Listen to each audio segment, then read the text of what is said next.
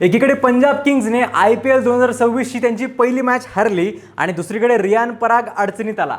काय हे सगळं प्रकरण थोडक्यात सांगतो. राजस्थान रॉयल्सने पंजाब किंग्स विरुद्ध 6 विकेट्सने शानदार विजय मिळवला. डोनोवन फरेराच्या तुफानी इनिंग्समुळे मॅच राजस्थानच्या बाजूने गेली. या सीझनची ही पंजाब किंग्सची पहिली हार आहे.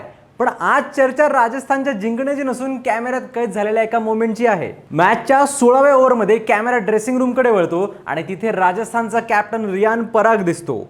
वेप म्हणजेच इलेक्ट्रॉनिक सिगारेट पिताना. त्याच्या बाजूलाच ध्रुव जुरेल आणि यशस्वी जयस्वाल बसलेले दिसतात आणि हा व्हिडिओ काही सेकंदातच सोशल मीडियावर व्हायरल होतो. आता इथे खरा प्रॉब्लेम आहे नियमांचा. भारतात वेपवर पूर्णपणे बंदी आहे.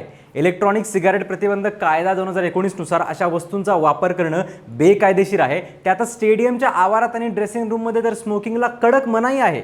म्हणजे जर हा व्हिडिओ खरा असेल तर हा सरळ नियमभंग ठरतो. आता सगळ्यांचं लक्ष BCCIकडे आहे. BCCI यावर कारवाई करणार असल्याचं बोललं जात आहे, कारण या आधी सुद्धा राजस्थान रॉयल्सचा संघ वादात सापडला होता.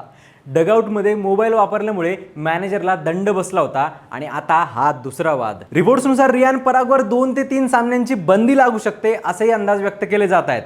काही जण तर असंही म्हणतायत की जर बंदी झाली तर यशस्वी जयस्वालकडे कॅप्टन्सी दिली जाऊ शकते. मुळात चर्चा तर अशी सुद्धा आहे की रियान परागची अशी कोणती कामगिरी आहे की त्याला राजस्थानची कॅप्टन्सी दिली गेली आहे.